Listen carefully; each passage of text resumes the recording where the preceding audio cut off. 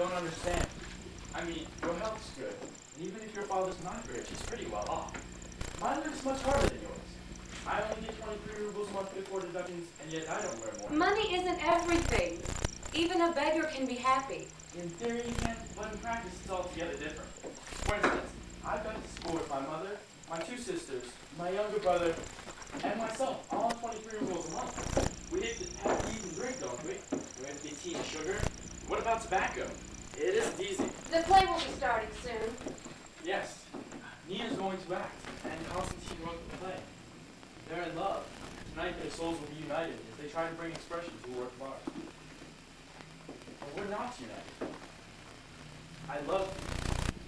I long for you so desperately that I can't stand staying at home. Every day I walk 4 miles here and 4 miles back. And all I ever get from you is cold indifference. Well, I understand. I have a large family to take care of, and I haven't any money. Who'd want to marry a man who can't even afford to feed himself? Don't be silly. I'm touched by your love, but I can't return it, that's all. Here, help yourself. No, thanks. I don't feel like any right now.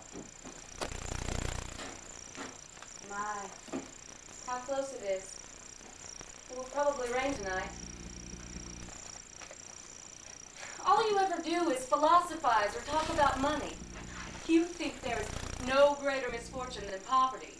But I think it's 1,000 times easier to wear rags and be a beggar than... You wouldn't understand. For some reason, living in the country doesn't agree with me, my boy. Obviously, I'll get accustomed to it. The last night I went to bed at 10, and this morning I got up at 9, feeling as though my brain was glued to my skull from sleeping too long. And then I accidentally fell asleep again after dinner, and now I'm a wreck. It's though my brain was glued to my skull. Well, you're right, Uncle. You ought to live in town. We'll call you when the play's ready to begin, my friend, but you shouldn't be here now. Please go. Maria Lishna, would you ask your father to untie the dog? It howls all the time, and it kept my sister awake again last night. Why don't you tell him yourself? I want, so don't ask. Come, let's go. You'll call us before the play begins, won't you? So the dog will howl again tonight all night. For some strange reason, I've never done anything that I ever really wanted to do in the country. I used to come down here on my month's vacation for a rest. But no sooner had I gotten here when people began to bother me with all sorts of nonsense, and I was ready to leave almost as soon as I arrived. I'm always glad to leave here, but that's the way it goes. Now I'm retired, and I haven't anywhere else to go, so I've got to live here whether I want to or not. I'm going for a swim, Constantine Gavrilovich. All right, but be sure to be back in 10 minutes. We're going to start soon. Yes, sir. Now here's a theater for you. Oh, nothing but a curtain and 2 wings. And beyond it, open space. No scenery, just a view of the lake and the horizon. We'll raise the curtain at 8:30 when the moon comes up. Wonderful. But if Nina's late, then the whole effect will be ruined. She should be here by now. Oh, her father and stepmother watch her so closely, it's almost impossible for her to get out of the house. Oh, Uncle, your hair and your beard are never combed. You ought to have them cut or at least trimmed. You know, that's the tragedy of my life, my appearance. When I was younger, women never liked me. They used to think I looked like I was drunk. Why is your mother so unhappy today, my boy? She's bored, that's why. Bored and jealous, too. She's annoyed with me and doesn't want me to put my play on because Nina's playing the part and she's not. Why, she hasn't even read my play and still she hates it. It makes her angry to think that even on this tiny stage that Nina, not she, will triumph. My mother's a real case. A psychological freak. There's no doubt about it. She's talented and intelligent. Well, she can weep over a novel and recite all of Nekrasov's poetry by heart and nurse the sick with the patience of an angel. But you just try praising Deuce. Oh, just one word. You gotta watch out. You can't praise anyone but her. You have to rave about her and go into ecstasy about her wonderful performance in Camille or the Fumes of Life. But such intoxicating admiration isn't to be had here in the country. So she's bored and cross and thinks that we're all her enemies, and that's all our fault. And she's superstitious too. scared of 3 candles and the number 13. And she's stingy. She's got 70,000 rubles in the bank. I know it for a fact. But just try to borrow some money and she'll burst into tears. Somehow you've got it into your head that your mother doesn't like your play, and this has upset you. Don't worry, she worships the ground you walk on. She loves me not. Loves me not. Loves me not. See, my mother doesn't love me. But then why should she? She wants to live and have love affairs and wear pretty clothes. And here I am, 25, constantly reminding her that she's getting older. When I'm not around, she's 32. But when I am, she's 43, and she hates me for it. She knows that I despise the theater. Oh, she loves the theater and thinks she's serving humanity. But in my opinion, our theater's in a rut. It's nothing but cliches and shop-worn conventions. When I see the curtain open on those 3-walled living rooms and I see those famous and talented actors, those high priests of that sacred art parade about under the footlights, showing the way people eat and drink and make love and walk about. When I hear them try to squeeze a moral out of a commonplace phrase or some meaningless event, or some cliche that everyone knows and it's suitable for home consumption. When they give me 1,000 variations of the same old thing over and over again. Oh, I have to leave.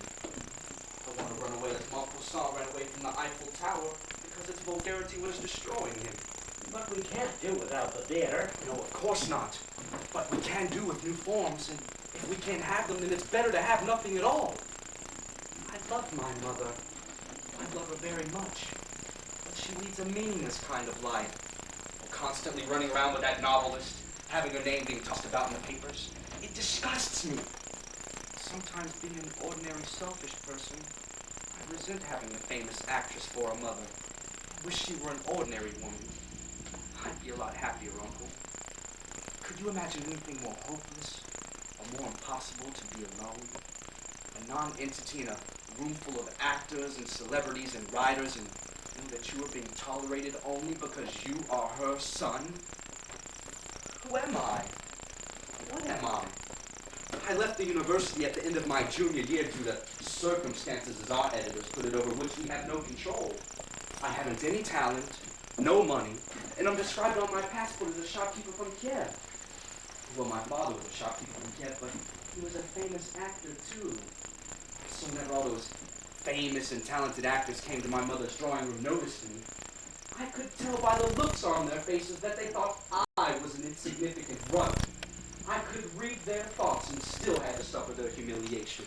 By the way, what kind of a person is this writer? I can't figure him out. He never says anything. Oh, I don't know. I think he's intelligent, pleasant in a bit on the melancholy side. Oh, really a very decent fellow. He's well under 40 and he's already famous. He can't complain about not having his fair share of everything. As for his work, well, let's say it's clever, it's charming. But after Tolstoy or Zola, you won't feel much like Trigorin. Well, my boy, I like writers. Years ago, there were 2 things that I wanted to do more than anything else in this world. One was to get married, and the other was to write. I never did either one. But even at that, it must be nice to be even a minor writer. Oh, I hear someone coming. Just the sound of her footsteps is beautiful. I can't live without her. Oh, I'm insanely happy. Oh, it's you, my enchantress, my dream.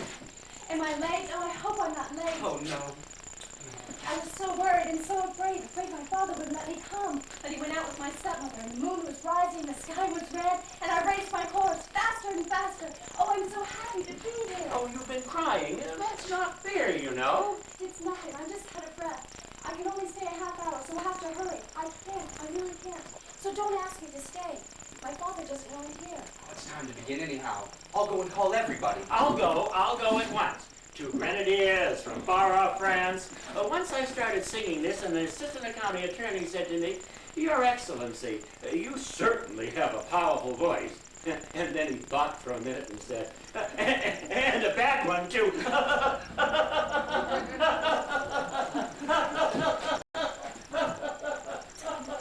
My father and stepmother won't let me come here. They say it's Bohemian. And yet I feel drawn to this someone's coming. Nobody's there. What kind of tree is that? An elm. Why is it so dark? It's late, everything's getting dark. Don't go home early, please. I have to. What if I followed you home, Nina? I'd stay in the garden all night looking up at your window. You mustn't. The nice marchman might see you, and Tressa doesn't know you yet. Goodbye. I love you. Who's there? Yakov, is that you? Yes, sir. Have you got the alcohol in the sulfur? And be sure to burn the sulfur when the red eyes appear. Yes, sir. You better get on stage. We're about to begin. Tell me, are you nervous? Yes, terribly. Your mother doesn't frighten me so much, but Chigorin terrifies me. I'm so ashamed of acting in front of him. Name's Ryder. Tell me, is he young? Yes. Oh, his stories are so wonderful. I wouldn't know. I haven't read them. And your play is hard to act in. There aren't any living characters in it. Living characters? We don't have to show life as it is or as it ought to be, but as we see it in our dreams. But there isn't any action in your play, only speeches. And yet, I think there should be love in a play. It's getting damp out here. Please go back and put on your galoshes. I'm hot. Why don't you take care of yourself? You're just being obstinate. You're a doctor. You know perfectly well that the damp air is bad for you. You just want to make worry. You stayed on the patio last night on purpose. Please don't say that youth is gone. You were so absorbed in your conversation with Irina that you didn't even notice the cold. Admit it, you find her attractive. I'm 55. So, a man's not old at that age. You're still attractive and good-looking to women. Well, what am I to do about it? You're also anxious to worship an actress, every one of you. Once more I stand before you. People admire artists. They always have. That's why they treat them with more respect than, say, salesmen. It's a kind of idealism. And I suppose it's idealism that makes women fall in love with you and throw themselves at you. All I can say is that in my relationship with women, there's been a great deal that was fine and good. Anyway, they respect me mostly for my skill as a doctor. You must remember that 10 or 15 years ago, I was the only decent obstetrician in the county. And besides, I'm honest with people. Oh, you dear man. They're coming. I remember seeing her at the Baltara Fair in '73. She was a marvelous actress, a sheer delight. Just marvelous. By the way, you happen to know a Shadin? Pavel Savinich Shadin, who he is now? He was unmatchable as Ravliev. Even better than Sadovsky, I can assure you, my dear lady. But where is he now? You keep asking me about all these old fossils. How in the world should I know where he is? Pashka Shadin. We don't have actors like that anymore. Yes, Irina Nikolaevna, the theater's declining. Where are the mighty oaks of the past? Today we've nothing but stumps. You're right. There aren't many great actors, but the average actor is much more competent. On the whole, the level of acting is higher. I can't agree with you there, but that's a matter of taste. The Gustavus hat very hot hill. And when's it going to start, dear? In a minute, please be patient. Oh, Hamlet, speak no more. Thou turnst mine eyes into my very soul, and there I see such black and graying spots as will not be vented. And let me wring thy heart, for so I shall, if it be made of penetrable stuff. Ladies and gentlemen, we'll begin. Your attention, please. We'll begin. Oh, venerable shadows of olden days, ye shades that float over this lake at night, lull us to sleep and bring us dreams of what will be in 200,000 years. There'll be nothing in 200,000 years. Then let the actors show us that nothing. Yes, please do. We're almost asleep already.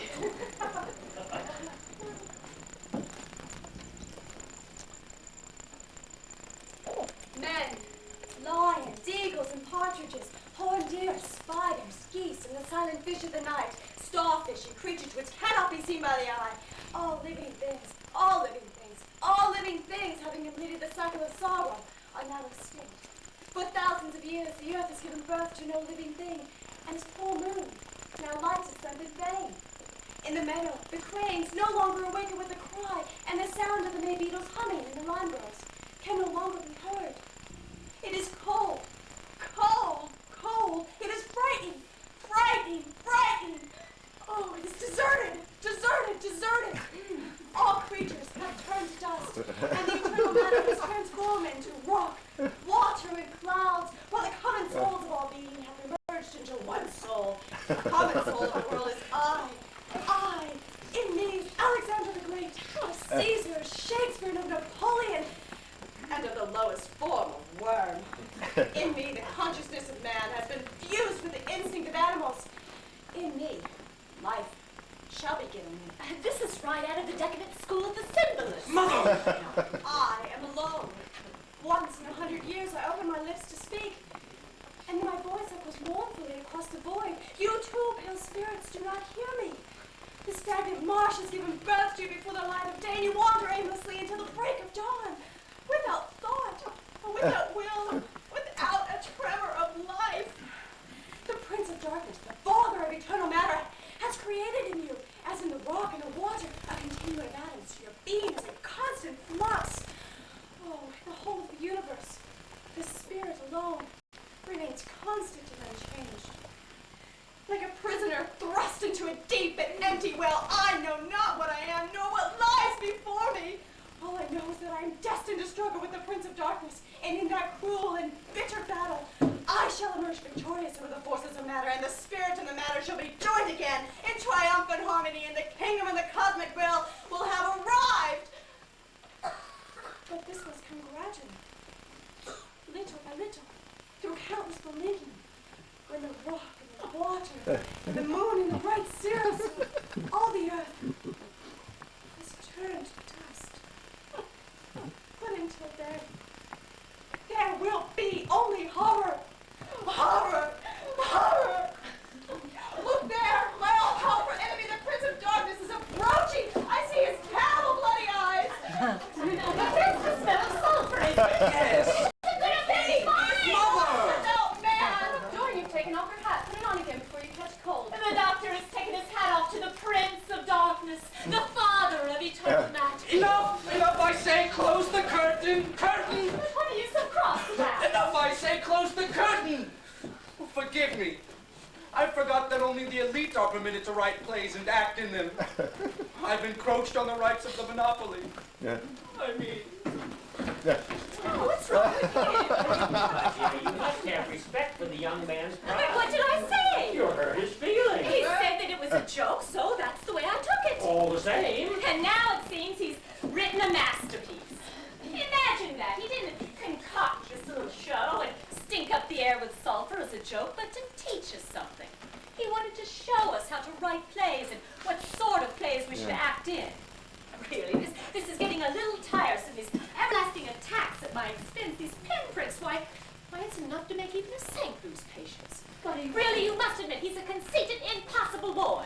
But he wanted so much to please Did he you. really? Well, he didn't choose an ordinary play. Instead, he made us listen to these decadent outbursts. I'll even listen to the ravings of a madman if it's a joke, but here we have only pretentiousness. New forms of art, a new era of creativeness.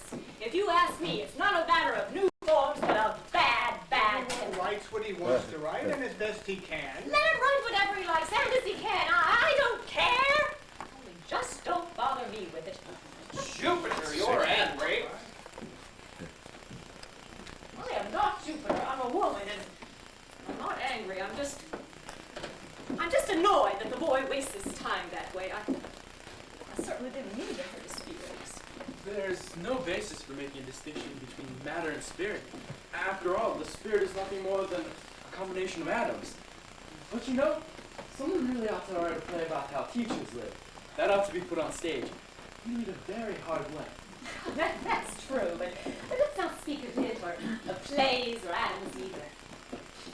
Such a pleasant evening. Listen, do you hear the singing? It's on the other side of the lake. Come, sit down here beside me. You know, 10 or 15 years ago, you could hear music and singing almost every night. There are 6 estates on the lake. Oh, and I remember such laughter and noise. And there were shootings, too, and the love affairs all the time. And the idol and favorite of all those estates was our dear friend here. May I present Dr. Yevgeny Sergeyevich. He's still a delightful, charming man, but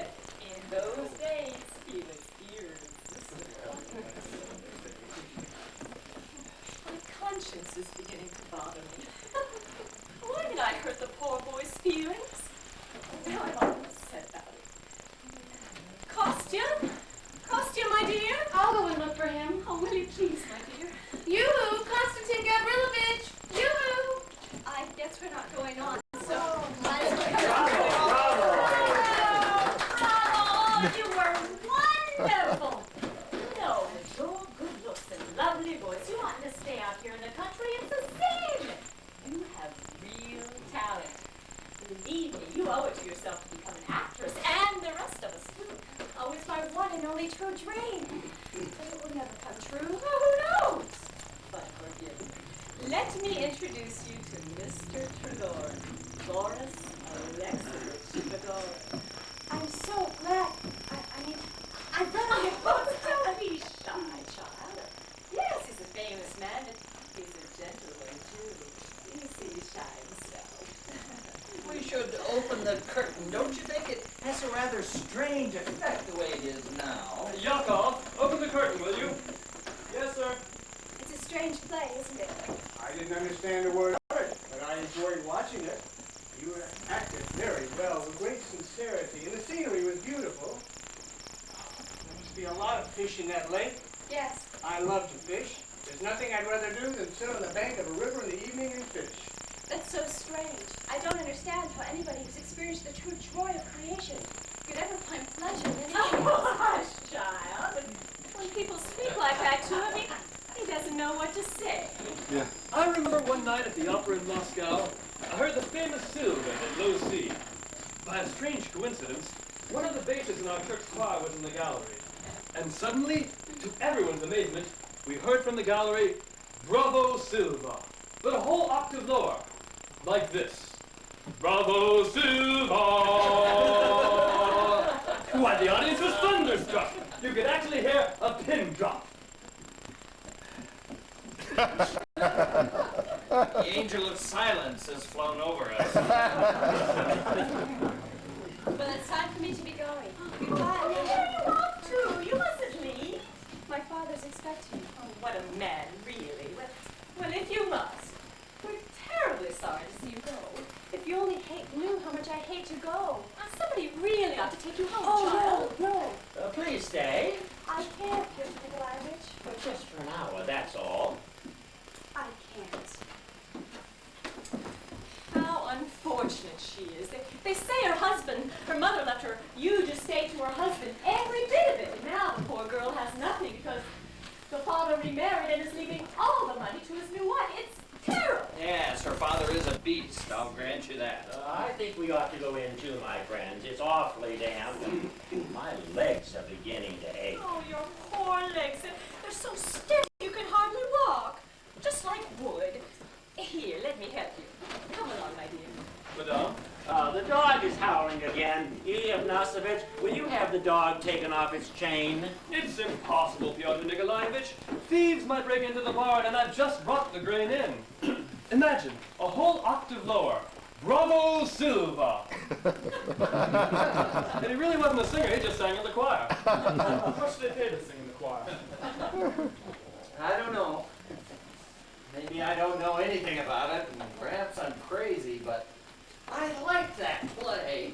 There was something about it. When the girl talked about loneliness, and later when those red eyes appeared, I was so moved my hands were trembling. It's new, fresh, naive. Ah, here he comes. I must tell him lots of nice things about it. So they've gone already. I'm here. Masha's been looking all over for me. I can't stand her. Kostya, I liked your play very much.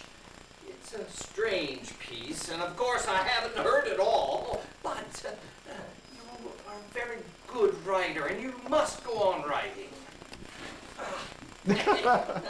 There now. There are tears in your eyes.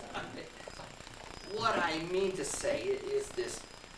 You're writing about abstract ideas, and that's good, and as it should be, because a play must have definite ideas or it will fail. Only the sublime, those things conceived with great seriousness, can ever be truly beautiful. How pale you are. So you think I should go on writing? Of course I do. But you must only write about things that are significant and permanent. My boy, I've lived a full life, and I've had many experiences. I've enjoyed myself, and I am satisfied, but if it had been my good fortune to experience the exaltation that an artist must feel at the moment of creation, I would have come to despise this body and all of its pleasures, and my soul soul would fly to the heights. Excuse me, but where's Nina? Now, just one more thing. There must be a true and definite idea in a work of art. You must know why you're writing. Why, if not, if you venture on this enchanted highway without any definite aim, why, you'll lose your way and your talent will ruin you. Where's Nina? She's gone home. What am I going to do? I've just got to see her. I've just got to. If Please I'm come go- in, Kostya.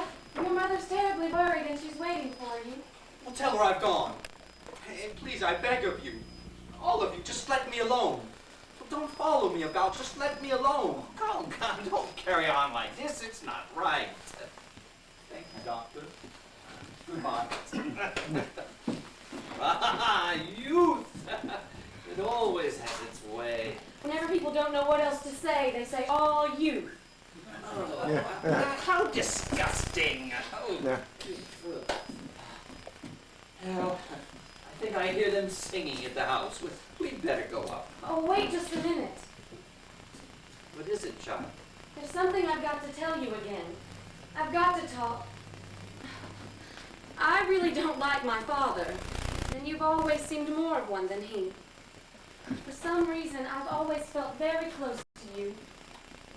Please help me. Help me, or I will do something foolish that will mock life and ruin it. I can't go on like this. Well, what is it, child? How can I help you? I am so unhappy.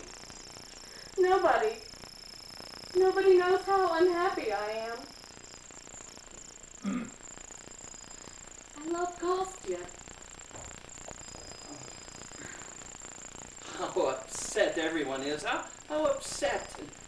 Everybody seems to be falling in love. It must be the magic of the lake. What can I do, my child? What can I do?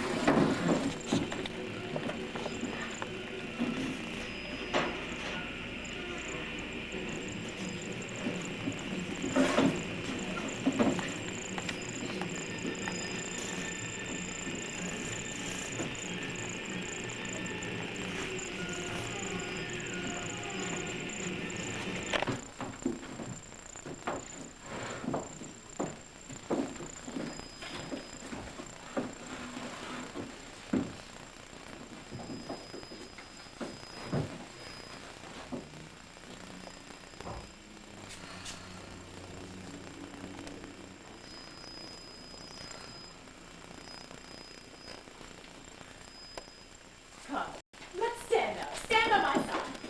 You're 22 and I'm nearly twice your age. Doctor, which one of us looks younger? Why, you, of course. You see? And why is it?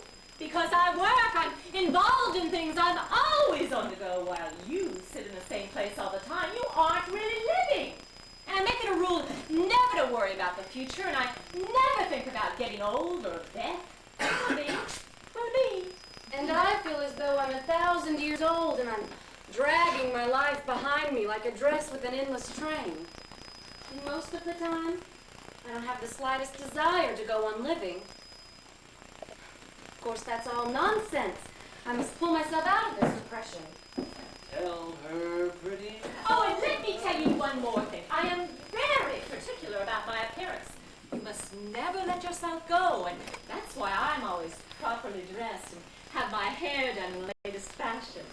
Do you think I'd ever go out, even into the garden, in my dressing gown or without combing my hair?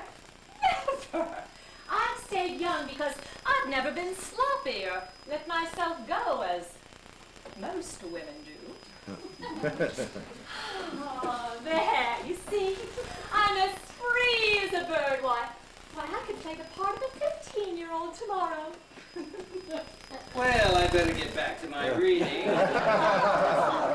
We stopped where the corn merchants and the rats Oh, were... yes, the rats. Go on. No, wait a minute. Give it to me. I'll read. It's my turn.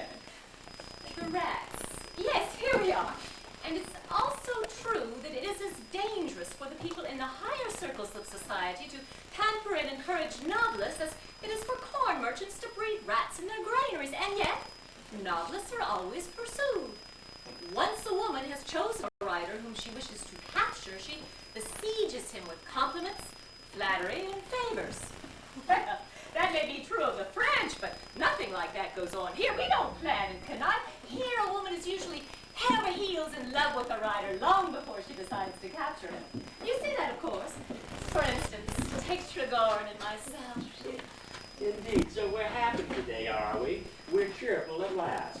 We're happy because our father and stepmother have gone to divert for 3 whole days, and now we're free. Yes. Now I can be with you all. Doesn't she look pretty today? Oh, beautifully dressed, and her face is just glowing. She's such a fine girl, but we mustn't praise her too much. It's bad luck.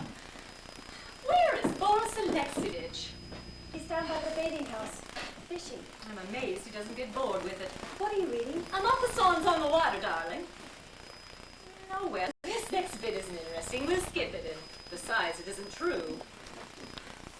I'm so worried. I wish somebody would tell me what's the matter with Kostya. Why is he so sullen and depressed? He's out on the lake day after day, and I never see him. His heart's troubled. Please, Nina, won't you read us something from his play? If you like, but it's so boring. When he reads, his eyes shine and his face turns pale. Oh, he has a beautiful, sad voice, and he looks like a poet. Good night, everybody. Trish, child! You've fallen asleep. I have not.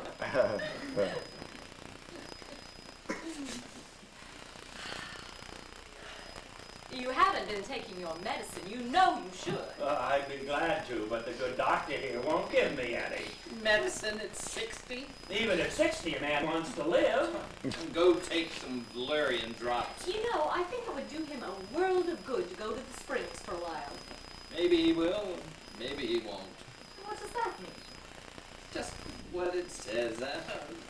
Never mind. Piotr Nikolaevich, you really ought to stop smoking. Nonsense. Oh, it isn't nonsense.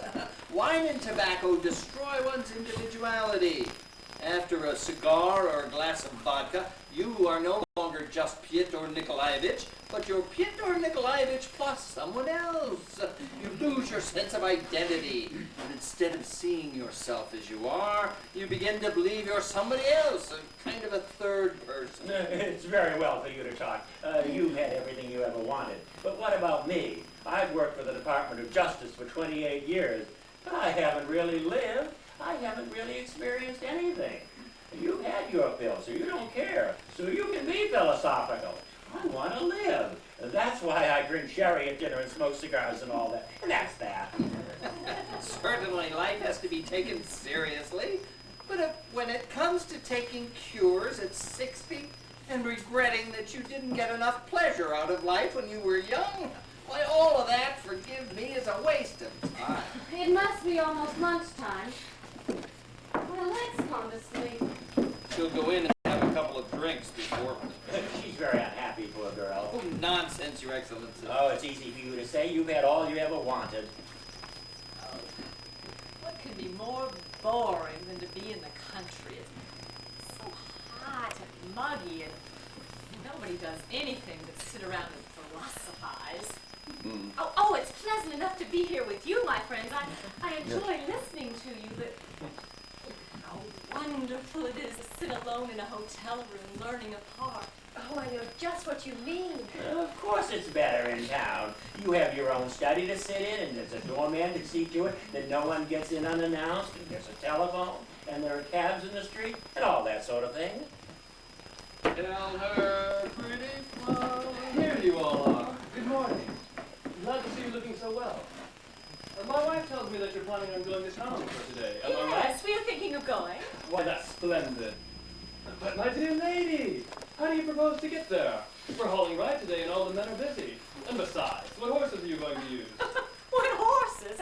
How in the world should I know what horses? Oh, we'll use the carriage horses. The carriage horses? And where am I to get harnesses for the carriage horses? Just tell me, where am I to get harnesses? You people amaze me. It is really more than I can understand. My dear lady, Please forgive me. I have the greatest respect for your talent. I'd give 10 years of my life for you, but I can't let you have any horses. But it so happens I have to go. Do you understand? My dear lady, do you realize the problems there are in farming? The same old story. All right, then, order me some horses from the village or I'll walk to the station. I'm leaving for Moscow today. In that case, I resign. You can look for another manager. Every summer's like this. Every time I come here, I'm insulted. I'm never setting foot in this place again. This is the limit. Such insolence. I'm sick and tired of it. Once and for all, harness every horse we've got and bring them here this minute. To say no to Irina Nikolaevna, the famous actress, her smallest whim, her slightest wish is more important than your silly old farming. Well, what can I do about it? Put yourself in my place. What can I do about it? Let's go in and try to persuade my sister not to leave. Insufferable man, tyrant.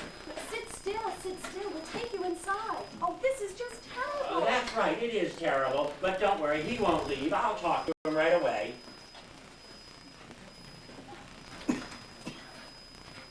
People are so tiresome. Quite frankly, your husband should be thrown out. But of course, like always, that old woman, Pyotr Nikolaevich, and his sister will go begging his forgiveness, you'll see. He's even sent the carriage horses out into the fields, and this sort of thing goes on every day. If you only knew how it upsets me, it makes me ill. See how I'm shaking? I can't stand his rudeness. Yevgeny, my darling, please let me come with you. Time is passing us by. If we could only, at least for the rest of our lives, stop pretending, stop hiding the way we feel. My dear, I'm 55. It's too late to change now. I know you refuse me because you've got other women too. You can't live with us all. I understand. Forgive me. You're tired of me. That's not so. I'm racked with jealousy. I know you're a doctor. You can't avoid women. I understand. Well, things quieted down up there. Irina's crying and Pietr's had an attack of asthma. I suppose I better give them both some valerian drops. For you. Merci bien. Such beautiful flowers. Give them to me. How strange it is to see a famous actress cry over nothing. And isn't it strange that a famous writer spends all of his time fishing? Here he is, a famous writer. He's written about in papers. His pictures everywhere. His books are translated into foreign languages. And he gets all excited if he catches a couple of perch. I always thought that famous people were aloof and distant and they despised the crowds. I thought that they used their glory and fame to get revenge on people who put wealth and position above everything else. But here they are, crying and laughing and playing cards and getting all upset, just like everyone else. Are you all alone? Yes. What is this? I was rotten enough to kill the seagull today. I laid at your feet. What is wrong with you? And soon I'm going to kill myself in the same way. What is wrong with you? This isn't like you at all. Well, that's true. I began to change when you did. You've changed toward me and you know it. You're cold to me, my very presence bothers you. Well, you've been so irritable lately, and you're always talking in riddles. I don't understand you. And now I suppose the seagull is some sort of symbol as well. Well, I don't understand that either. Please forgive me, but I guess I'm just too simple-minded to understand you. I'll begin the night my play failed. Women never forgive failure. Well, I burnt it, every bit of it. You only knew how unhappy I am. And the way you've rejected me, I can't understand it. It's as if I woke up one morning and suddenly found the lake drying up. You just said that you're too simple-minded to understand me. Well, tell me, what's there to understand? Nobody liked my place, so now you despise my talent and think I'm ordinary and insignificant like the rest of them. Oh, how well I understand, how well. It's like a nail in my head. Damn it in my pride, sucking my lifeblood like a snake. But here comes the real genius. He walks like Hamlet himself with a book, too. Words. Well, the sun has hardly touched you, and already you're smiling and your eyes are melting in its rays. I won't bother you anymore. Takes snuff and drinks vodka, always wears black, schoolmaster in love with her. Very poor and... Good morning, Boris Alexeyevich. Oh, good morning. seems that unexpectedly we're going to leave today. I doubt that we shall meet again. I'm sorry. I don't often get to meet young and interesting girls like you. I've forgotten what it feels like to be 18 or 19. In fact, I can hardly imagine it anymore. That's why the young girls in my novels and stories usually ring false. I wish I could trade places with you just for an hour, just to know your thoughts and the kind of person you are. And I wish I could trade places with you. What for? So I know what it feels like to be a talented and great writer. Tell me, what does it feel like? What does it feel to be famous? What does the fame do to you? What does it feel like? I don't know. Never thought about it. It's one of two things, I suppose. Either you exaggerate my fame, or it's nothing at all. But surely you must read about yourself in the papers. When they praise me, I'm pleased, and when they attack me, I'm in bad humor for a couple of days. What a wonderful life you live. How I envy you if you only knew. How different people's destinies are. Most people are all alike, unhappy. This obscure and tedious existence just drags on and on. And yet there are others like you, 1 in a million, who have a bright and interesting life. A life that has significance. Yours is a happy destiny. Mine? You talk about fame and happiness and this bright and interesting life I lead, but to me, all these fine words of yours, you must forgive me, are like great delicacies which I never reach. You're very young and very kind. Your life is beautiful. What's beautiful about it? Oh, I have to go and write. Excuse me, I can't stay. Oh, but you've stepped on my favorite corn, as the saying goes, and now I'm beginning to get excited and even angry. So let's talk. Let's talk about my bright and beautiful life.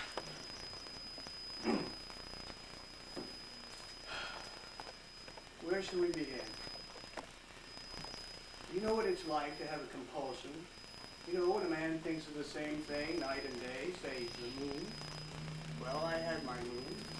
I must write. I must write. I must. No sooner do I finish one novel than I feel that I must start another and another and another. I write without stopping. Now what's so bright and beautiful about that? It's absurd. Here I am with you. I'm excited. And yet I can't forget for one moment that there's an unfinished novel waiting for me. I look up and I see a cloud that looks like a grand piano. Immediately I think, I must put that into a story. There's a scent of heliotrope in the air. I quickly make a mental note. A sickly scent, a widow's flower. I use that to describe a summer night. I take every word and every sentence I speak and every word you say, too, and immediately lock them up in my literary warehouse in case they might come in handy sometime. And when I'm finished with my work, I go off to the theater or on a fishing trip to try to relax and forget myself, but no. There's a new subject rolling around in my head like a cast iron ball. And so I immediately drag myself back to my desk and keep on writing and writing. And it's always like that. Always. I have no rest for myself. I feel that I'm devouring my own life, and that for the sake of the honey I bring to everyone else, I strip my own best flowers of their pollen, tearing them up and trampling on their roots. Do you think I'm crazy? Do you think my friends and relatives treat me like a normal person? What are you writing down now? What's that for? In the end, I tend to believe that their friends' attention and their praise and admiration are nothing but phony. That they're going to fool me as if I were insane. That sometimes I think they're going to come up from behind and put me in an insane asylum. When I was younger and just starting out, then my writing was a constant torment. A minor writer, especially if he hasn't had much luck, it feels clumsy and awkward and insignificant. He's nervous and can't resist being around people connected with literature and the arts. But when he's with them, they don't even notice him. And so he just wanders about, afraid to look them straight in the eye like a passionate gambler without any money. I've never seen any of my readers, but I always imagined them to be unfriendly and skeptical. I was always frightened to death of people in public occasions, and it terrified me. Whenever a new play of mine was produced, I always felt that the dark-haired people in the audience were hostile to it, while the fair-haired ones coldly indifferent. It was awful, such agony. But surely you must have moments of happiness and exaltation, moments where you feel inspired and your work is going well. When I'm writing, I enjoy it. I enjoy reading the proofs, too, but then when it's published, I can't stand it. I suddenly see that it wasn't what I intended, that I missed here or should have cut there, and then I begin to get angry and feel depressed.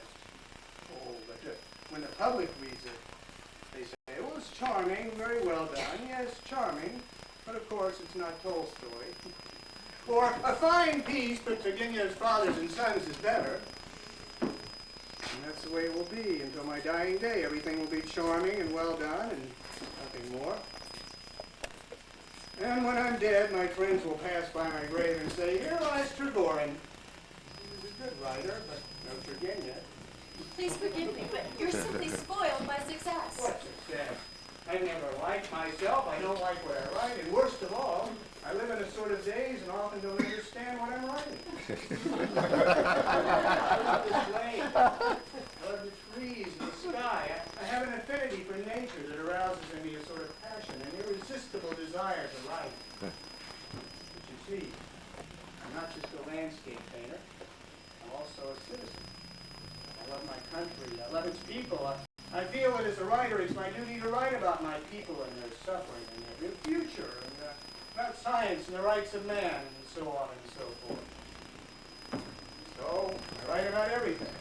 Always in a great hurry, rushing to meet deadlines, always having people angry with me, and rushing about from one side to another like a fox cornered by the hound. I see science and society moving onward while I drop farther and farther behind, like a peasant who just missed his train. And in the end, I come to believe that all I can do is to paint landscapes, and everything else is false. False to the core. You've simply been working too hard and you don't realize or haven't the time to realize how important you really are. You may be dissatisfied with yourself, but to the rest of us, you are a wonderful person. If I were a writer like you, I would give myself to the people, knowing that their happiness consisted in striving to rise to my level, that they would harness themselves to my chariot. A chariot, is it? Am I an Agamemnon or what? For the happiness of being a great writer or an actress. My family could disown me. I would live in a garret with nothing to eat, with rye bread. I could stand disappointment. I could live with the knowledge of my own weaknesses. But in the end, I would demand fame, real resounding fame. Oh, it makes me dizzy just thinking about it. Boris Alexeyevich! Oh, she's calling. I have to go and pack. I really don't feel like going. What a beautiful sight. How lovely it is. Do you see that house over there? Yes. It's my mother's. I was born there. I lived my whole life here. I know every island on this lake. It's a beautiful place. What's that? Seagull. Foster killed it. Seagull. Beautiful bird. Really, I don't feel like going. Try to persuade Irina Nikolaevna to stay. What are you writing? Just making a note. An idea for a story just came into my head. A young girl like you has lived in a house by the shore of the lake all her life. She loves the lake like a seagull. She's as free and happy as a seagull. Then a man comes along, sees her, and having nothing better to do, destroys her, like this seagull here. Boris Alexeyevich, where are you? Coming, when is it? We're staying. It's a dream.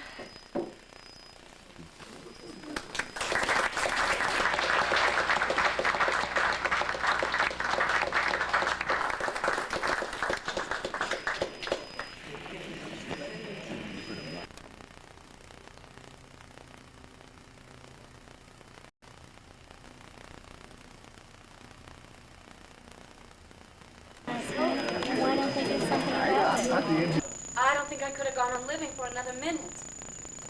But I'm getting courageous. Just decided that I'm going to tear this love of mine out of my heart by the roots. How? I'm going to marry Medvedinko. Schoolmaster? Yes. Why? I love without hope. Why wait years for something? And you can't be sure of what it is you're waiting for. Anyway, when I'm married, there won't be any time for love. New responsibilities will take the place of... Anyhow, it will be a change, you know? Let's have another. I think we should. No, come. Don't look at me like that. Women drink a lot more than you think.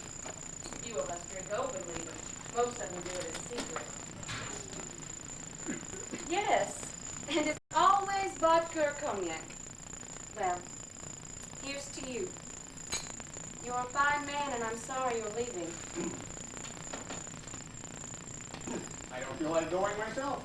Why don't you ask her to stay? Oh, she'd never stay now. Her son is behaving very tactlessly. First he shoots himself, and now they say he's going to challenge me to a duel. What for? Sulks and groans and teaches new art forms, but there's room for all kinds, new and old. Why make such a fuss about it? And he's jealous, too. That's not my affair. My schoolteacher's not very bright, and he's poor. But he's kind and very fond of me. I'm sorry for him and for his old mother, too. Well, I wish you all the best. Please remember me kindly. I'm grateful to you for your interest and your friendship. Send me your books, and be sure to inscribe them. Only don't write to the highly respected and all that. Just put to Maria, who has no place and no object in life. Bye. I'll read it. Even. Come on. I only have one key in my hand. Oh, I'm trying to guess my future. Should I go into the theater or should I not? Oh, I wish somebody would advise me. One can't give advice about that kind of thing. You're leaving, and perhaps we'll never see each other again. I want you to have this medallion. Please take it. I had your initials engraved on it, and the title of your book's 19 Days on the back. How exquisite.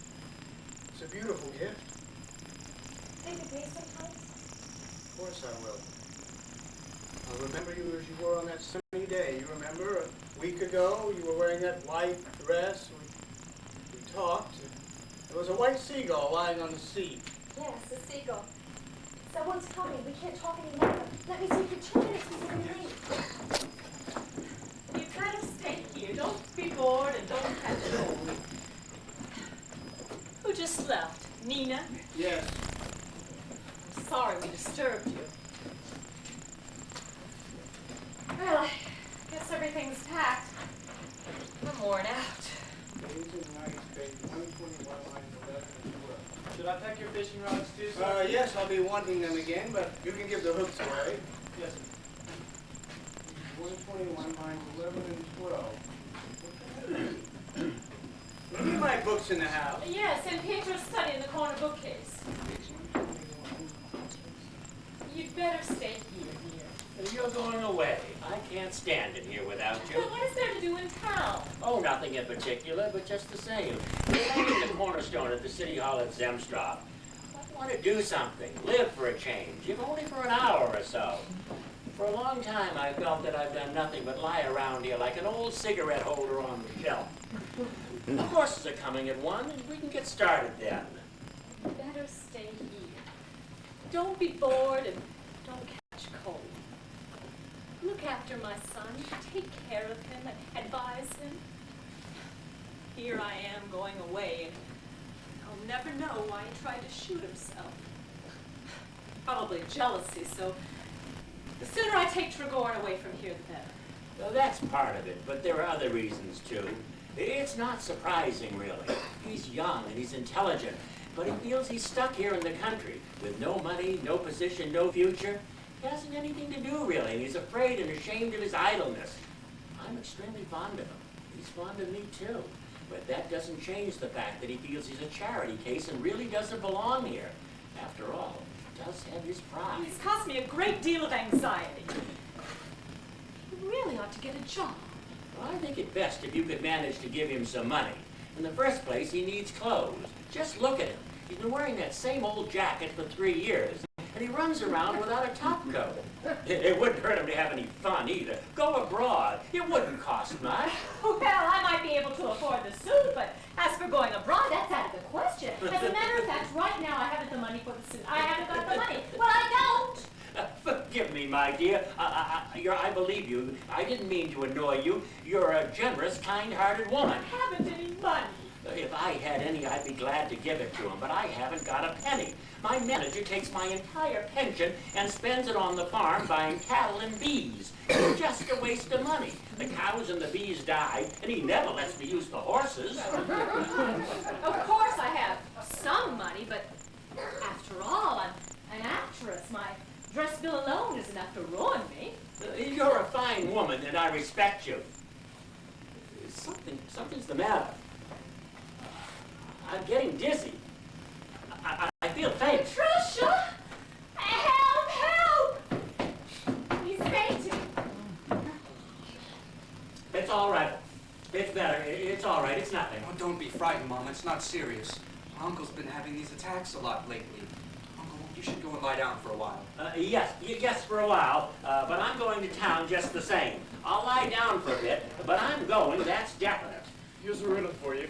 What walks on 4 legs in the morning, 2 at noon, and 3 in the evening? And on his back at night. Thank you. I can manage for myself. Come, let's not stand on ceremony. Oh, boy, frightened. It's not good for him to go on living out here, Mother. Why don't you be generous and lend him a couple thousand? Then he could stay in town all year round. I haven't got the money. I'm an actress, not a banker. You change my bandage for me, Mother. You do it so well. Doctor's late. He was supposed to be here at 10 and it's noon already. Sit down. This looks like a turban. Yesterday, some stranger in the kitchen was asking me what nationality you were. There, it's almost all healed. Just a tiny bit still open here. Promise me you won't play with guns while I'm away. I just lost control of myself. I was in such despair. It won't happen again. You have such wonderful hands. I remember a long time ago, when you were still touring. I was a little boy then. There was a fight in our courtyard and the washerwoman was badly beaten. She was unconscious. We took medicine to her and bathed her children. Do you remember? No. 2 ballet dancers lived in the house then too. They used to come and have coffee with you. I remember that. Oh, weren't they pious? During these last few days, Mother, I've loved you as tenderly and as dearly as I used to when I was a little boy. Only why are you under the influence of that man? I don't understand him, Constantine. He's the most honorable man I've ever known. And yet when he was told I was going to challenge him, his honor didn't prevent him from acting like a coward. He's leaving. Such ignominy. That's nonsense. I asked him to leave myself. One of the most honorable men you've ever known. Here you and I are practically quarreling over him, and at this very moment he's probably in the garden or the drawing room laughing at us. Cultivating Nina's potential. Doing his best to finally convince her that he's a genius. You seem to enjoy saying these unpleasant things to me. I admire him very much. So please, don't speak badly of him in my presence. Well, I don't. I know you want me to think he's a genius too, Mother. But I don't like telling lies. His books make me sick. You're jealous. Mediocrities who have grand ideas about themselves have to run down people who have real talent. I hope it comes. Real talent? I have more talent than any of you if it comes to that. It's conventional, stiff-necked people like you who do search to the highest places in the arts today. And you regard only what you do yourselves as genuine and legitimate. Everything else you stifle and suppress. I refuse to accept your authority. I refuse to accept you or him. You decadent upstart. Why don't you go on back to your precious little theater and act in your lousy third-rate plays? I've never acted in lousy third-rate plays. Now leave me alone. You're nothing but a hack from Kiev, a parasite. Miser! Tramp! Non-entity!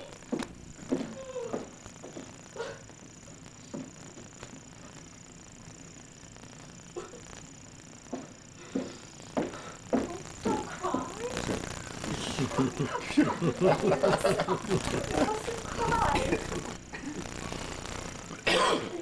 Please forgive me. Forgive your wicked mother. She's a very unhappy woman. Oh, Mother, if you only knew. I've lost everything. She she doesn't love me and I can't write anymore. All my hopes are gone. Don't despair. Everything will work out. He's leaving today, and then she'll love you again. There, that's enough. We've made up now. Yes, Mama. Make up with him, too. There's no need for a duel, is there really? All right, Mama, if you say so. I mean, I don't want to see him. I just can't stand it. It hurts too much. There he is. I've got to go. The doctor will take care of the bandage for me. Page 121, lines 11 and 12. Here it is. If you ever need my life, come and take it. The carriage will be here soon. If you ever need my life, come and take it. I hope you're packed. Yes, yes. Nancy, I feel so sad about the plea of that dear poor soul. Why does my heart ache with such pity? If you ever need my life, come and take it. Why don't we stay one more day, please? Let's stay. Darling, I know what keeps you here, but please try to control yourself. She's intoxicated you, but now it's time to sober up. You should try to be sober, too. Be sensible. Be reasonable. And try to understand this like a real friend. Please, my dear. You're capable of sacrifice. Be my friend. Is she not fascinating? Terribly drawn to her. Perhaps it's just what I need. The love of a little country girl. How will you know yourself? Sometimes people fall asleep on their feet, and that's what's happened to me. I'm standing here talking to you, and all the time I'm dreaming of her. I'm possessed by sweet and wonderful dreams. You must let me go. No, you can't talk like that to me. Well, what do you think I am? I'm just an ordinary woman. Don't torture me, Boris. I'm so afraid. I wanted you to be so much more than that. The only thing in this life worth having and that makes you truly happy is love. A love that's young and beautiful. A love that's poetic. A love that carries you off into the world of dreams. I've never known that kind of love. When I was young, I didn't have time. I was always sitting around in some editor's office struggling to make enough money just to eat on. Now what's happened? That love has come to me. It calls me on and bids me to follow it. How can I turn away from it now? And why should I? You've gone out of your mind. And why not? Everyone is in a conspiracy to torture me today. You don't understand. You don't want to understand. Am I really so old and ugly that you can talk to me about other women? Oh, you've gone out of your mind. If you leave me, even for a single hour, I won't survive it. My joy, my pride, my happiness. My wonderful, marvelous, magnificent man, my master. Someone might come in. Let them. I'm not ashamed of my love for you. My darling, reckless boy, you may want to be mad, but I won't let you. I won't let you.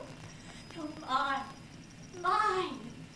This forehead is mine, and these eyes, and this lovely silky hair. All of you is mine.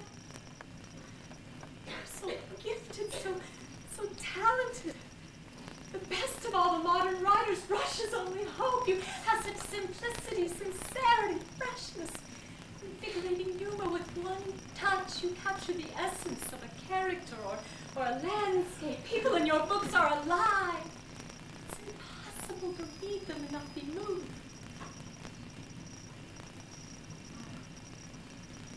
I think this is just hero worship that flattering you. Come. Look into my eyes. Look. Do I look like a liar? You see, I'm the only one who truly appreciates you. I'm the one person who always tells you the truth. My darling, wonderful lad. You are coming, yes. You won't leave me. Never had any will of my own. I've never had a will my own. Flabby, feeble, submissive. How could a woman want a man like that? Right? Take me, carry me off, but don't ever let me move a step away from you. He's mine. Well, of course, darling, you can stay if you want. I'll go by myself, and you can come later next week if you want. There's no need for you to hurry. No, we'll go together. Just as you like. We'll go together then. What are you writing? Oh, I heard a good expression this morning, the maiden's forest. Thought I might use it sometime. So, we're going. More trains, stations, restaurants, shops, conversations. It's with regret that I've come to say that everything's ready. It's time, my dear lady, that we leave for the station.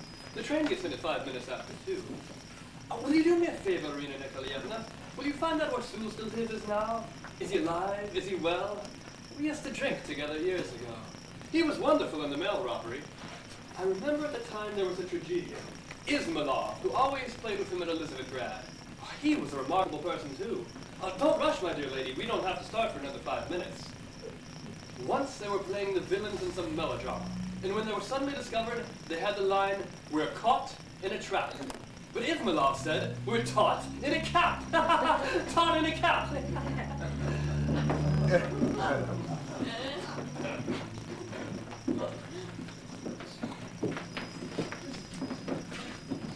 Here's some fruit for the trip. Very right. You might feel like having something refreshing. Oh, you are very kind, Pauline Andreevna. Goodbye, my dear. If everything hasn't been just as you like it, please forgive us. Oh, everything was just fine. Don't cry. Time runs so fast. There's nothing we can do about it. You'd better hurry, sister. You don't want to miss your train. I'm going to get in the carriage now. I'll walk to the station to see you off. I'll be there in no time. Goodbye, everybody. If all goes well, we'll be back next summer. Don't forget me. Oh, I want to give you a ruble. It's for the both of you. Thank you very much, madam. Have a pleasant journey, and thank you for your kindness. Godspeed. Perhaps you'll write to us. It would make us very happy. Goodbye, Boris Alexeyevich. Yes, Kostya. Tell him I'm leaving. We must say goodbye. Think kindly of me. I gave a ruble to the maid. It's for the both of you.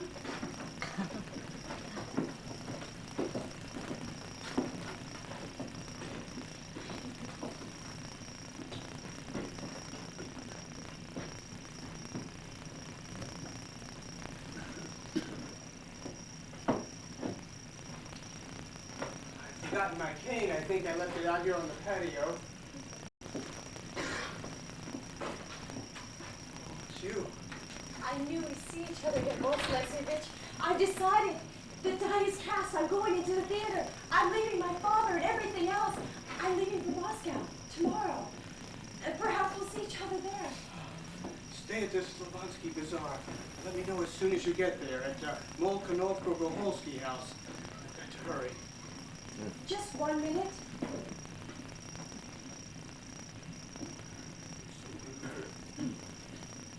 Happy I am when I think that we'll be with each other soon. See these wonderful eyes again, the inexpressibly beautiful, tender smile, the soft features, the expression of angelic purity. My darling.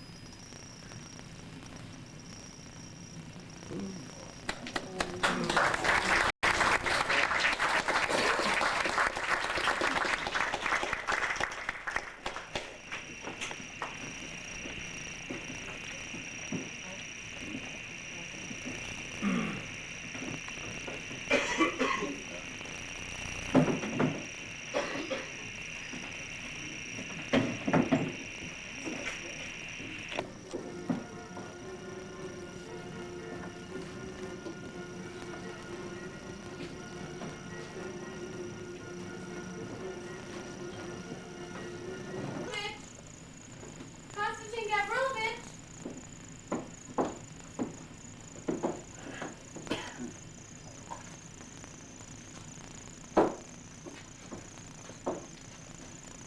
No.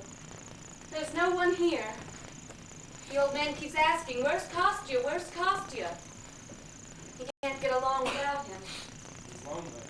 The horrible weather. It's been like this for nearly 2 days now. And the waves on the lake are getting bigger, too. It's so dark now. By the way, we might as well tell them to tear down that stage in the garden. It just stands there like a skeleton. Naked, ugly, with its curtains flapping in the wind. But you know, as I was walking past it last night, I was sure I heard someone crying there. What next?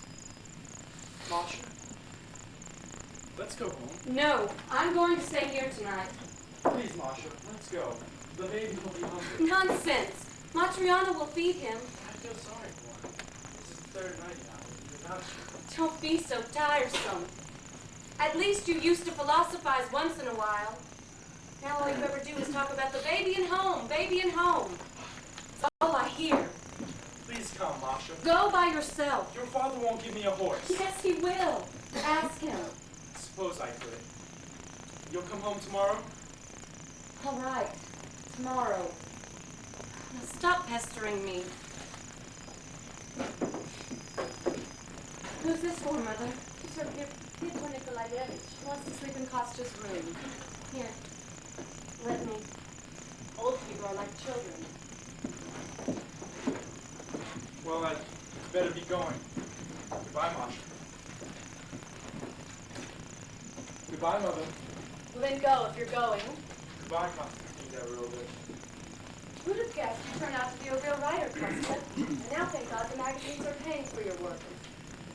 You've gotten so handsome, too. Kostya, my dear, you're so good.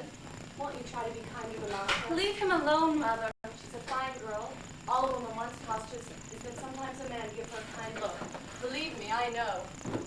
Oh, Mother, now you've made him angry. Why pester him like that? I feel so sorry for you, Mashenka. A lot of good that does me. My heart aches for you. I see it all, you know. I understand it all. Nonsense. Love without hope? That doesn't exist except in novels. It's nothing really. Just gotta keep a firm grip on yourself. Stop yourself from hoping. I'm hoping that things will change. If you begin to feel love, just forget it. Anyway, they promised to transfer my husband to another county. As soon as we get there, I'll forget all about it. Tear it out of my heart by the roots. Kostya's playing again. He must be very sad. The most important thing, Mother, is not to see him all the time. Just wait till Simeon gets his transfer. You'll see. I'll forget it in a month. The whole thing's nonsense. I've got 6 people to take care of now. Flour's 2 kopecks a pound. Yes, you've got to work hard to make ends meet. It's easy for you to say. You have more money than you know what to do with. I meant Money? to fix that, I'm sorry. Hello. Money? After 30 years of practice and 30 years of being on call night and day, all I've managed to save is 2,000 rubles, and I just spent that on my trip abroad. I haven't done anything either. So you haven't gone yet. Well, how could I? They wouldn't give me a horse. I can't stand the sight of you. My, you've made a lot of changes in this room. You've turned this drawing room into a study. It's more convenient for Konstantin Gavrilovich. This way he can walk out to the garden whenever he feels like it. And he can think there. Well, where's my sister? She's gone to the station to pick up Trigor, and she'll be back soon. It's a funny thing. I must be very sick if they had to send for my sister. If I'm very sick, why doesn't anybody give me any medicine? Well, what would you like? Delirium drops? Soda? Quinine? The same old thing. Now I suppose you'll begin philosophizing. I'm so trying. Is my bed ready yet? Yes, Pietro Nikolaevich. It's all ready. Thank you. The moon is floating in the midnight. You know, I have a subject for a story for Kostya. I call it The Man Who Wished, L'Homme qui en valeur. When I was young, I wanted to be a writer, and I didn't. I wanted to speak good, and I spoke miserably, and all that sort of stuff, and all the rest, and so on and so on. But when I summed up a case, I'd go plodding on and on until I broke out into a terrible sweat. I wanted to get married, and I didn't. I always wanted to live in town, and here I am finishing up my life in the country, and so on, and so on, and so on. Well, you wanted to be a state's attorney, and you did. I didn't want that, it just happened. Don't be foolish. Every life has to end. That's the law of nature. Won't you ever stop? Can't you understand someone wanting to live? Well, the fear of death is an animal fear. You've got to overcome it. Only the religious fear death. They believe in a future life, so they're afraid they'll be punished for their sins. You're different. First of all, you're not religious. And secondly, what sins have you committed? You've served on the courts for 25 years, and that's all. 28 years. We're keeping Konstantin Gavrilovich from his writing. It doesn't really matter. Excuse me, Doctor. What city did you like best? Genoa. Why Genoa? Because it's so alive. You go out of your hotel at night, and the streets are crowded with people. You can go anywhere you want, and there's always that crowd. Pretty soon you become a part of it. You learn to live with it. And before long, you become to believe that there really is a world soul. Kind of like that world soul in your play, Kostya. You remember, the one that Nina Zarekny acted in a couple of years ago. By the way, where is she now? How is she? I believe she's quite well. Someone told me she'd been leading a rather strange life. What happened? Well, it's a long story, Doctor. All right, make it short then. Well, she had an affair with Tregor. You knew that, didn't you? That I did know. Well, they had a child and it died. Tregor got tired of her and went back to his old attachments, as might have been expected. Not that he'd ever given them up for being the spineless character he is. He somehow managed to make the best of both worlds. As far as Nina's personal life, I gather that it turned out to be a complete failure. What about her career in the theater? I guess that's even worse. She started in a small resort near Moscow and later moved on to the provinces. At that time, I never really lost track of her, and for months I followed her wherever she went. She always played big parts. Her acting was crude and lacked taste. She tended to rant and over-gesture. She had some good moments when she cried or played a death scene. It showed she had some talent, but they were only moments. Then she did have some talent. It's very hard to say. I suppose she must have. I went to see her, but she wouldn't see me, and I never got to see her at her hotel. Well, what else is there to say? Afterward, when I got back here, I had some letters from her. Some affectionate, intelligent letters. But every line seemed to show that her mind was unbalanced. She always signed herself the Seagull. You remember in Pushkin's The River Nymph, how the miller always called himself a raven? Well, in her letters, she always called herself the Seagull. By the way, she is here now. Oh, how do you mean? Here? No, I mean, she's staying at a hotel in town. She's been there for the past 5 days. I went to see her, and Masha went too, but she won't see anybody. And Simeon insists that he saw her walking in the fields yesterday a mile or so from here. Yes, I saw her. She was walking towards town. I bowed to her and asked why she didn't come see us. She said she would. Oh, she won't. Father and stepmother won't even see her. They've got watchmen all over to make sure that she doesn't come to the house. It's so simple to be philosophical on paper, Doctor. It's so hard in real life. She was a charming girl. What? I said she was a charming girl. You know, I was in love with her for a while. You old philanderer. I think they're back from the station. Yes, I can hear Mother. We all get older and fade like leaves in winter. But you, my dear lady, you're still as young as ever. Vivacious, graceful, lovely dressed. You're still trying to bring me bad luck, you boring man. How are you, Pyotr Nikolaevich? Still not feeling well? That's too bad. Maria Ilinishna. You remember me? Of course. Married? Long ago. Happy? Irina Nikolaevna tells me that you've forgotten the past and that you aren't angry with me anymore. Look, Boris Alexeyevich has brought the magazine that has your latest story in it. Thanks. That was kind of. People all over Petersburg and Moscow are very much interested in your work. They keep asking me how old you are and what you look like and what you're like. Strangely enough, no one knows your real name. They all seem to think you're an old man. And why do you always write under a pseudonym? You're as mysterious as the man in the Iron Mask. Will you be here long? No, I have to be back in Moscow tomorrow. I just have to finish this novel, and then I have to do something for an anthology, the same as ever. The weather's certainly given me a poor welcome. The wind. Morning, if it calms down a bit, I think I'll go fishing for a while. Besides, I have to have a look around the garden and find the place where your play was put on, you remember? I have a good subject for a story. I just have to refresh myself about the setting. Father, please give Simeon one of the horses. He's got to get home. He needs a horse. He must get home. You know the horses have just been to the station. They can't go out again. But there are other horses. You're hopeless. That's all right, Masha. I can walk. Walk in this weather. After Come, all- everybody, let's get started. When the long autumn evenings come, we always play lotto while we're here. only This is the same set my mother had when she played with us as children. Why don't you play a game with us before supper? It's a dull game, but it's not so bad once you get used to it. He's read his own story and he hasn't even cut the pages of mine. Aren't you going to play, Costa? No, thank you, Mother. I don't feel like it. I think I'll go for a walk. Everybody puts in 10 kopecks. Put it in for me, will you, Doc? Certainly. Masha, I wouldn't have bothered you if it weren't for the baby. Goodbye. Everybody in. I'm starting. 22. I've got it!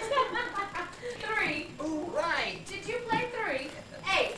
81. 10. Slow down. Oh, what a reception they gave me in Kharkov. It makes me dizzy even to think of it. 34. The students gave me a regular ovation. 3 baskets of flowers, 2 leaves, and a little brooch as well. That's really something. 50. And my 50, dress, did you say? my dress was beautiful. If there's one thing I know to do, it's how to dress. Kostya's playing the piano again. He's very depressed, poor boy. They've been attacking him quite a bit lately in the papers. 77. That shouldn't bother him. It's too bad none of his things ever quite come off. There's something vague and mysterious about his style. It's like the ravings of a madman, and then none of his characters ever seems to have any life. 11. Patricia, are you bored? Oh, I think the great lawyer has fallen asleep. 7. 90. If I lived in a place like this beside a lake, I don't think I'd ever write. I'd give up this compulsion of mine and do nothing but fish. 28. Just a perch, how wonderful that would be. Well, I've got faith in Konstantin Gavrilovich. He's got some real talent. His stories are vivid and full of color. Personally, I'm deeply moved by them. Well, it's a pity he has no definite aim. He does make an impression, but that's all. But you can't get very far on just making an impression. Irina Nikolaevna, are you glad your son's a writer? Can you imagine it? Of course, I haven't read anything he's written. It seems there's never any time. 26. By the way, George Alexievich, we still got something of yours. What's that? Well, Konstantin Gavrilovich shot a seagull once, and you asked me to get it stuffed for you. Did I really? I don't remember it. 66. 1. How dark it is. I can't understand why I'm feeling so restless. Kostya, shut the window. There's a trap. 88. I win! Well done. Oh, that man is lucky in everything. Well, now it's time to eat. Our celebrity has eaten all day. We'll play some more after supper. Kostya, you better put down your writing and come and eat, dear. No, thank you, Mother. I'm not hungry. Just as you like. Patricia, supper is ready. Let me tell you about the reception they gave me in Kharkov. It was absolutely wonderful.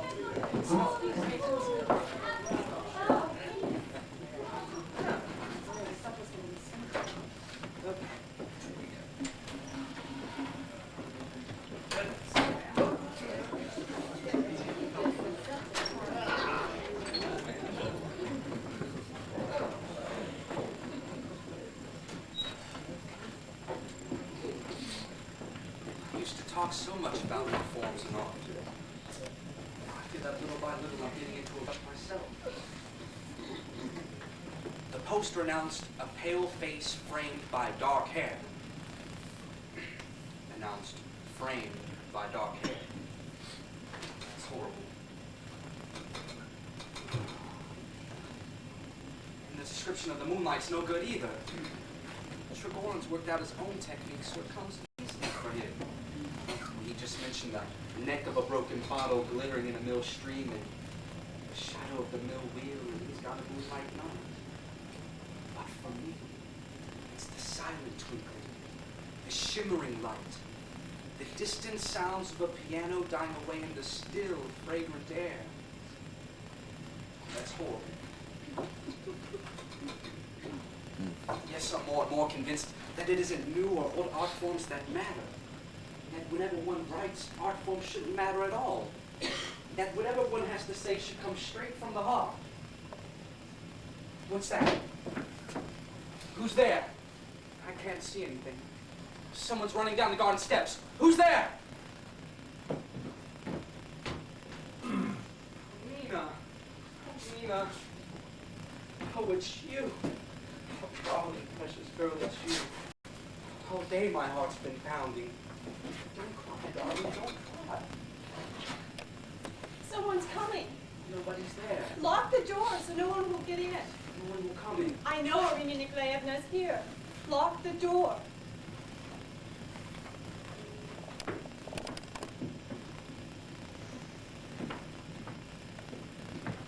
This one doesn't have a lock. I'll put the screw with it.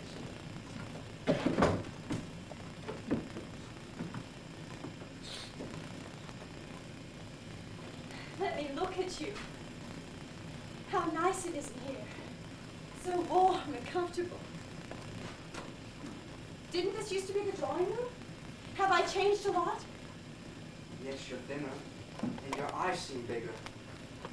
Nina, how strange it is to be seeing you. I know you've been in town almost a week, and I've stood under your window every night like a beggar. I was afraid you might hate me. Every night I dream that you look at me, but you don't see me. If only you knew. Ever since I've been here, I've been walking down by the lake. I've been near the house several times, but I've been afraid to come in.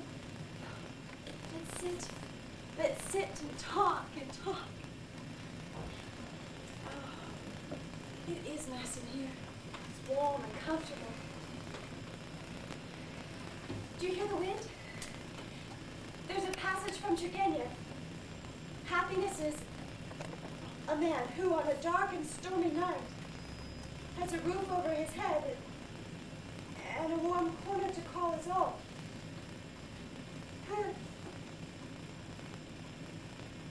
I am a seagull. No, that's not it. What was I saying? Turgenev. And heaven help the homeless wanderer. Nina, you're crying again. Nina. It doesn't matter. Oh, I haven't cried in 2 years.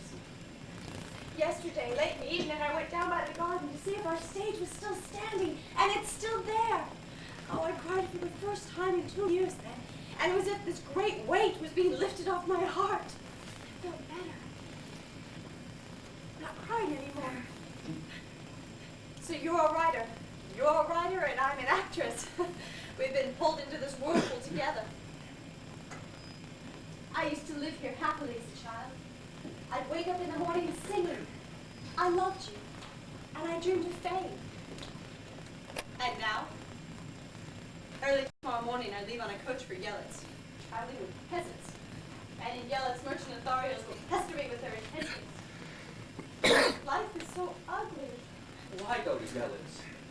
I'm taking a job there for the winter, and it's time I left. Nina, I used to curse you. I hated you. I tore up all your letters and your pictures. But all the time I knew that I loved you heart and soul, and I always would. I can't stop loving you, Nina. Ever since I began to get my work published, ever since I lost you, my life's been unbearable.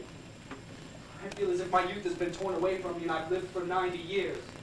I call out your name. I kiss the ground where you've walked. Wherever I go, I see your face.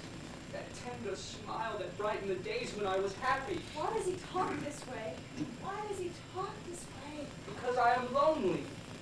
There is no love to warm me. I feel as cold as if I were in a dungeon, and everything I write turns out lifeless and gloomy and bitter.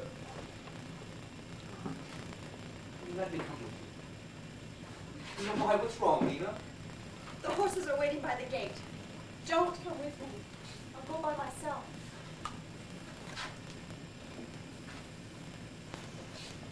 Give me a glass of water.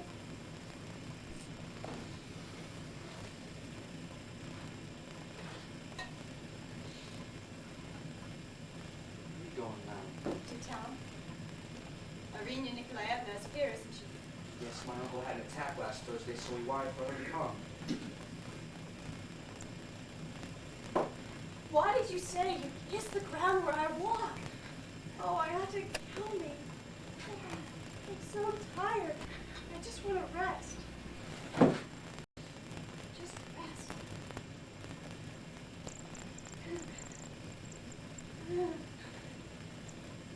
I am a seagull. No. No, that's not it. I am an actress. Difference doesn't make. He's here too. She brought him with her.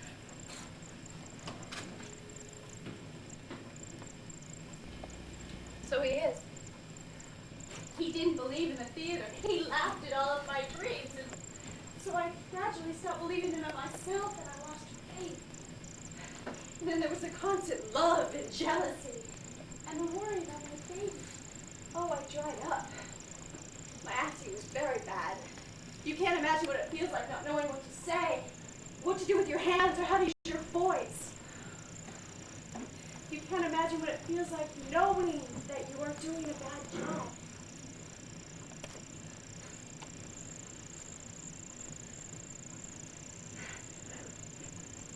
I am a seagull.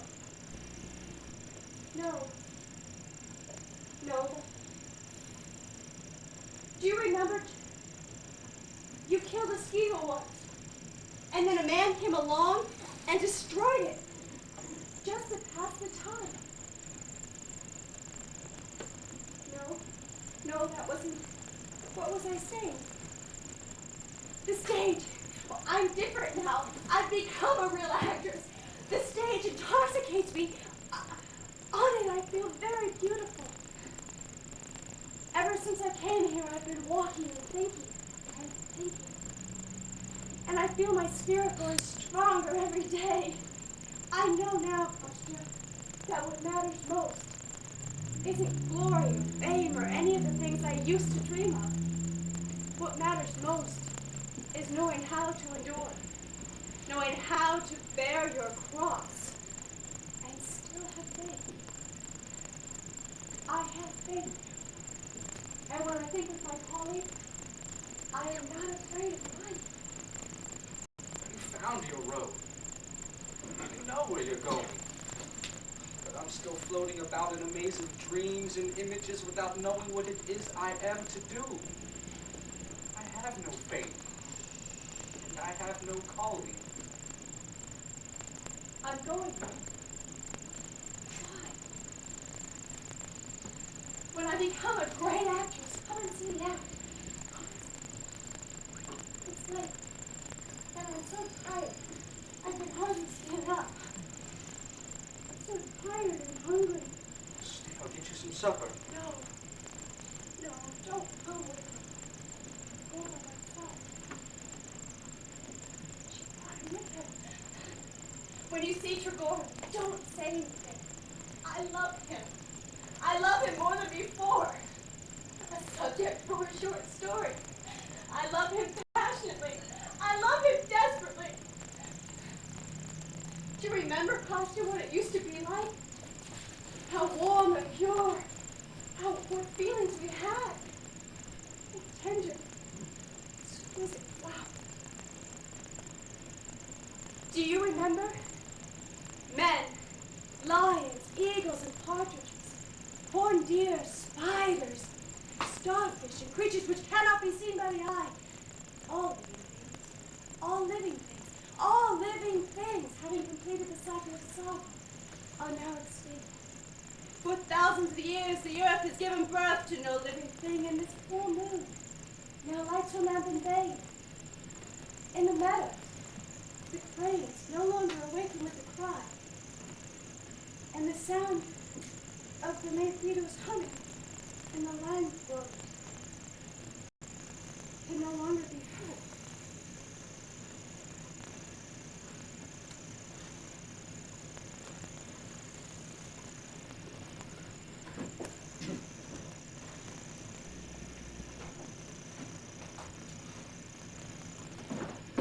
I hope no one sees her in the garden and tells Mother about it.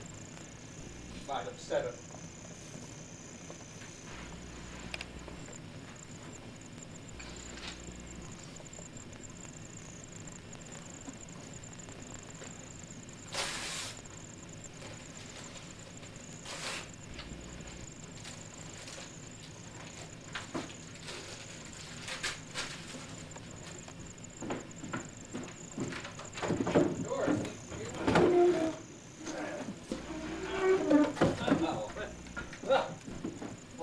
What do we have here?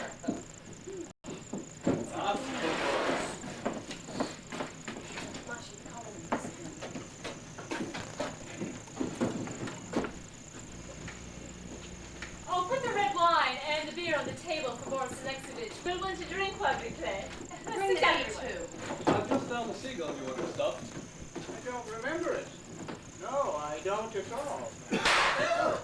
Oh. Ah. Don't worry. Must have been something in my medicine case. Don't worry. Yes. Just as I thought. A bottle of ether blew up.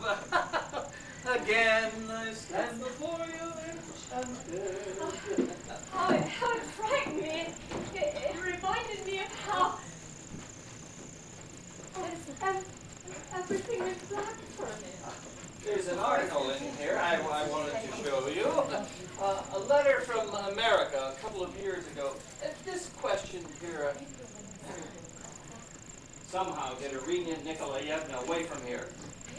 The fact is, Konstantin Gavrilovich has shot himself.